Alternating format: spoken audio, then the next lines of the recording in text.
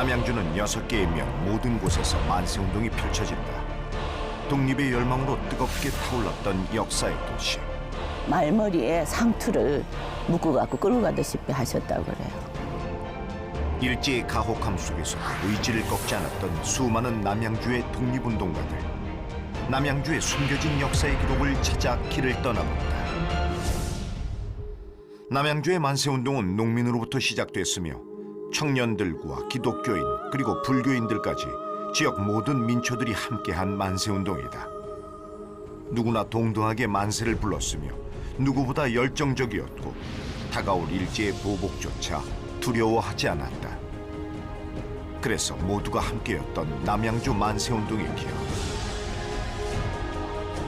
그 염원을 담아 총 22차례의 만세 시위가 벌어졌던 이곳에 여전히 그날의 열기가 남아있다.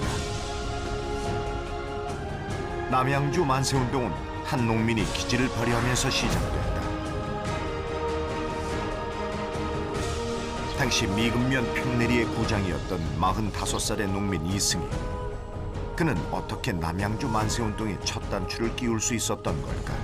3.1운동 당시에 이미 일어나자마자 곧바로 이 하세가 총독에 의해서 고위문이 발표되었습니다. 이 하세가 총독은 이미 우리 국민들 자체가 이렇게 좀 폭력적인 뭐 이러한 거 평화운동이라고 하지만은 점차적으로 폭력적으로 가게 되거든요. 이거에 대해서 쓰잘데없는 짓이다. 이미 너희들은 힘도 없고 이미 다 되지 않는 일이다라고 얘기를 합니다. 그리고 일본은 승전국이기 때문에 너희들이 실제는 이 만세운동을 해봐도 아무 소용이 없다는 이러한 고유문을 갖다가 발표를 합니다. 그는 동리 주민의 여론과 민심을 잘 알고 있었던 만큼 만세운동에 대한 깊은 고민에 빠져 있었다. 오랜 고민 후 중대한 결정을 내리게 된 이승익 지사. 그렇게 그는 주민들을 불러 모으기로 결심하는데 과연 이승익 지사는 어떤 비책을 생각해냈을까?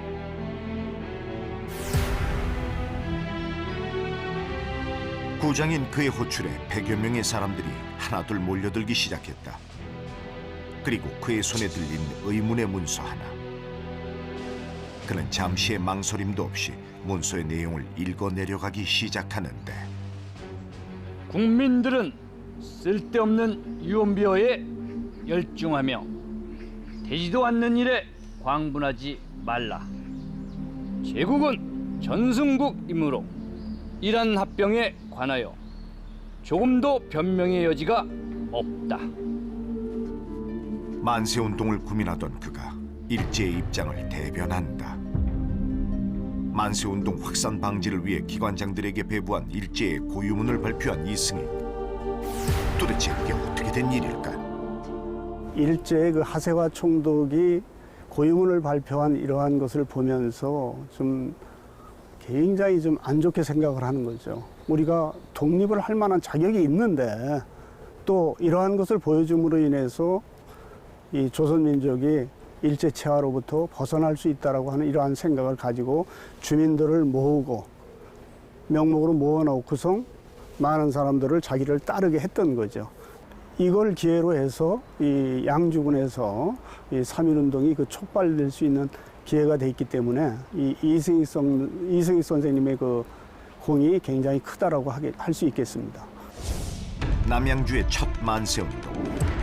일경의 제지를 받은 시위대는 이러한 말을 남기기도 했다. 2천만 동포가 조선의 독립을 기뻐해 만세를 부르는 것은 당연하다. 독립의 시작이 아니라 이미 독립이 됐음을 굳게 믿고 있었던 농민들의 시위였다. 하지만 이승익을 비롯해 주요 인사들이 체포되면서 평내리 만세운동은 막을 내리게 된다. 그리고 이틀 뒤인 3월 16일 남양주에서 가장 많은 희생자가 발생한 마석우리 만세운동이 시작됐다. 그 중심에 월산교회가 있었다. 김필규 목사와 교인들 그리고 천여 명의 시민들이 함께 만세운동을 펼쳤던 역사의 장소. 남양주 만세운동 중 가장 크고 격렬했다는 마석우리 만세운동. 그 시작은 어땠을까? 서울에서 만세운동 일어났다는 것을 듣게 됩니다. 그래서 이 교회의 대표와 마을 유지들과 함께 만세운동 부를 것을 이제 모여서 모의하고 태극기를 만드는데 몇 분이 이제 검거되셔서 끌려가셨는데 주동자들이 체포됐다는 소식을 들은 주민들은 석방 시위를 시작했다. 그 후 밤이 되자 시위대는 1000명으로 늘어났고 그들의 목소리는 횃불과 함께 더욱 뜨거워졌다. 이에 다급한 일본 헌병대는 시위대를 향해 무차별 사격을 가하기 시작했다.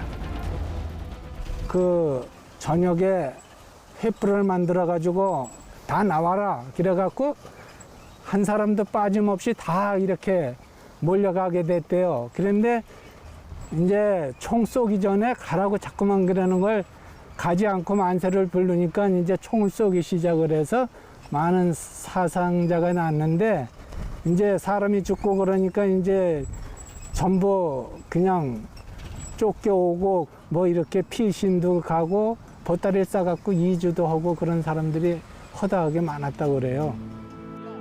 결국 이 사건으로 5명이 순국했고 7명이 중상을 입었다. 그리고 주동자였던 김필규 목사는 징역 9월에 처해지게 된다.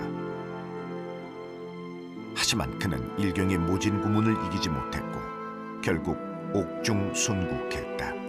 저 원래는 항해도에서 내려오셨는데 양반네 집안에서 이제 이렇게 후학을 이제 하면서 살으셨는데 학동들이 좀 많았는데 그 학동들하고 함께 모의를 하지 않았을까 생각을 하고요. 그리고 이 어른이 교사니까 주동자라고 거기서 지목을 하고 새벽에 말머리에 상투를 묶고 갖고 끌고 가다시피 하셨다고 그래요. 그 감옥소에서도 모진 고문을 당하시고 그 가마떼기에 쌓여있는데 온몸이 다 터져서 그렇게 그 서대문 형부소에서 이렇게 모시고 이렇게 나왔다고 그래요. 끝을 알 수 없는 시대의 암흑 속에서도 한 줄기 희망의 빛을 보았던 독립운동가들. 그들의 영혼은 또 다른 종교로 전해졌다. 바로 남양주의 승려들이 앞장섰던 봉선사 만세운동. 봉선사는 969년 고려의 승려 탄문이 창건했다. 그 후 1469년 세조를 추모하면서 지금의 봉선사로 이름 지어졌다. 그 후에도 임진왜란, 3.1운동, 6.25까지 수많은 역사의 아픔을 품은 장소이기도 하다. 1919년 3.1운동이 일어난 뒤 3월 31일 날 봉선사의 스님 여기 비석에 있는 지월당 이순재 스님과 그리고 유명한 독립운동가 태허 김성숙 스님 그리고 또 강완수 스님 세 분이 독립만세 시위운동을 전개를 합니다. 당시 봉선사의 승려였던 김성숙, 이순재, 강완수 이 세 사람은 인근 부평리 주민과의 만세운동을 기획한다. 그중 훗날 우리 독립운동사에 큰 획을 그은 김성숙 선생. 그는 당시 손병희, 한용운 선생과의 인연으로 만세운동을 결심했다고 전해진다. 봉선사가 중심이 된 거는 당시에 주주로 계셨던 올초 스님의 영향으로 생각합니다. 또 스님이 당시에 손병희 선생님과 각별한 인연으로 교류가 깊었다고 들었습니다. 손병희 선생님이 오실 때마다 젊은 스님들이 그 손병희 선생과 올초 스님의 시봉을 들었다고 들었어요. 아마 그 영향이 아니었나라고 생각이 들고요.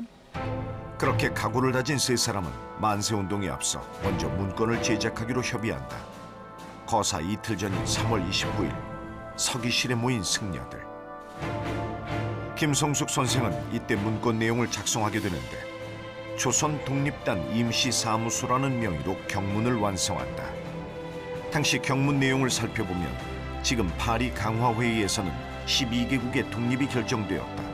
조선도 이 기회에 극력운동하면 독립의 목적을 달성할 수 있을 것이라며 강조했다. 그리고 거주하는 동리의 주민 일동이 그 동리 광릉천 강가에 모여서 독립만세를 부를 것을 촉구하며 경문을 마무리 지었다. 그렇게 작성된 경문은 절을 벗어나 사람들에게 배포된다. 꼭 잘 전달해 주세요. 그리고 거사날인 3월 31일 부평리 주민들이 광릉천 강가에 모여 만세를 불렀다. 봉선사 스님들이 앞장섰지만 단연 만세운동의 주인공은 600여 명의 부평리 주민들이었다. 조국 독립을 위해 함께 만세를 불렀던 사람들. 강완서 스님하고 해서 야 우리의 중심이 돼서 그 민족운동을 일으켜야 되겠다. 그리고 날짜를 3월 30일로 정해서 그리고 장소 이런 것들이 정해지고 이 좁은 골짜기에 600여 명이 모였다고 하는 것은 그 당시에 대단한 그 집회고 또 일제에 대한 반항운동이 되겠죠. 네. 하지만 결국 출동한 일본 헌병들에 의해 시위대는 강제 해산됐다. 그리고 시위를 주도한 스님과 주민 등 8명도 체포됐다. 이 일로 김성숙 선생은 서대문 형무소에서 약 2년간 옥고를 치렀다. 하지만 그는 여기서 포기하지 않았다. 승려복을 벗고 본격적으로 독립운동에 뛰어든 김성숙 선생. 김성숙은 승려예요. 김성숙은 23년에 중국으로 망명을 합니다. 근데 망명할 때 성복을 벗어버립니다.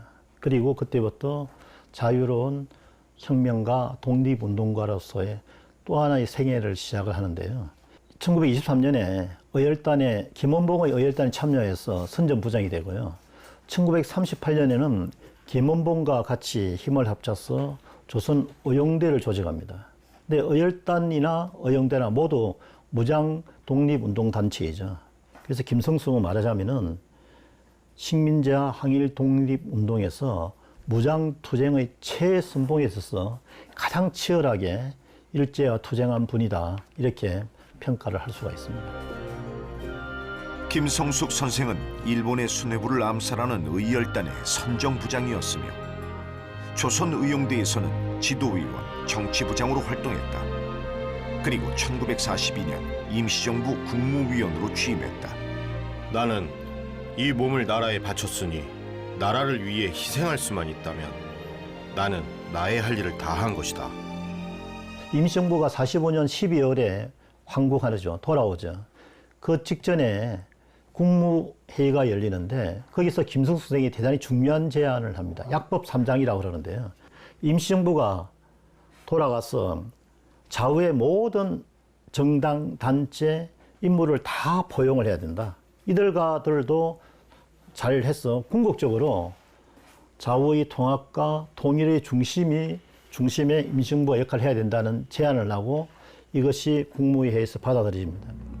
마지막까지도 나라의 안위를 걱정했던 김성숙 선생.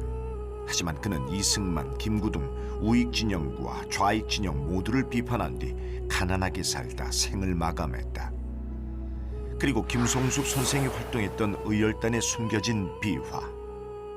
와부 같은 경우 아니면 여기 화도 월산이 같은 경우 1000명이라는 사람들이 했다는 것은 이건 어마어마한 거거든요. 경기도가 아주 이게 만세운동의 기운이 성했는데 그 중에서도 그 남양주가 정말 돋보였었다. 남양주의 뜻을 가진 여러 대중들이 있었다라는 데 의미를 두고 싶습니다. 그것은 남양주를 대표하는 독립운동가 이석영 선생과 연결되어 있다. 이석영 선생은 선조 때 영의정을 지낸 이항복의 후손으로 명문가의 자손이었다. 6 형제 모두 독립운동에 앞장섰던 것으로 유명했던 이석영 선생의 집안. 그 시작은 형제 중 한 명이 서간도로 가서 독립운동 기지를 세우자는 제안으로부터 시작됐다. 그 독립운동 기지가 바로 김원봉 등 의열단의 독립운동가들을 배출한 신흥무관 학교다. 그리고 이를 제안한 사람은 독립운동가 이회영 선생이었다. 그때 이회영 동생, 넷째 동생이죠. 이회영이라는 분이 그 무장 투쟁할 수 있는 독립군 기지를 만들기 위해 가지고 만주를 갔다 오게 되죠. 그리고 나서 그 무장 투쟁할 수가 있는 독립군 기지를 갖다가 우리 그 육형제들이 그 독립을 위해 가지고 적극적으로 헌신해야 되지 않겠는가. 그래서 회의를 하게 되는 거죠. 거기 회의에서 육형제가 뜻을 같이 모아 가지고 만주로 가게 되는 거라 볼 수가 있습니다. 형제들이 독립 자금으로 마련한 돈은 현재 가치로 약 600억 원. 그 자금으로 신흥무관 학교가 세워졌고 청산리 대첩, 봉오동 전투를 이끈 인재들이 이곳에서 탄생했다. 형제들 중 가장 활발하게 독립운동을 했던 우당 이회영 선생의 기념관. 1905년 일제의 강압으로 울산늑약이 체결되자 이회영 선생은 안창우, 양기탁, 이동희 등과 함께 국권을 되찾기 위해 힘썼다. 그리고 그의 형제들과 전 재산을 바쳐 세운 신흥무관학교에서는 10년 동안 무려 3,500명의 독립군을 배출했다. 특히 남양주의 이석영 선생은 당시 재산이 만석이 넘었다고 알려졌다. 별야 제 양주지 가오곡, 별야 그러니까 양주 가오곡에 별장이 있었다. 그 경사 80리, 경성까지 오는 80리 길, 점유지 광야라. 이건 뭐냐면 그만큼 땅을 많이 차지하고 있었다 하는 뜻입니다. 뿌리 깊은 양반 가문에 재산도 많았던 형제들. 당시 다른 재상아들처럼 일제와 손잡고 호의호식하며 살 수도 있었지만 형제들에게 가장 중요했던 건 다름 아닌 조국의 독립이었다. 우리 저 할아버지, 특히 이 이석영 할아버지는 본인은 무슨 행동으로 하지는 않으셨지만은 자기가 가지고 누릴 수 있는 모든 것을 포기했어요.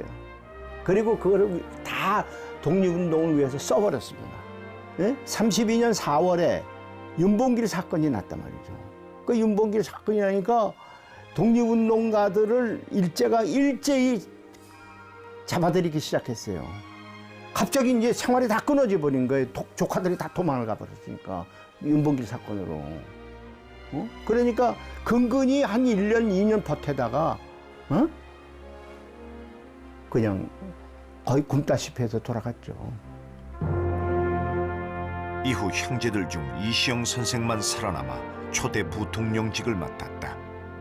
자신들의 부귀 영화가 아닌 나라의 안위를 먼저 생각했던 남양주의 독립운동가들. 그들이 있었기에 오늘이 있음을 다시 한번 기억해야 할 것이다.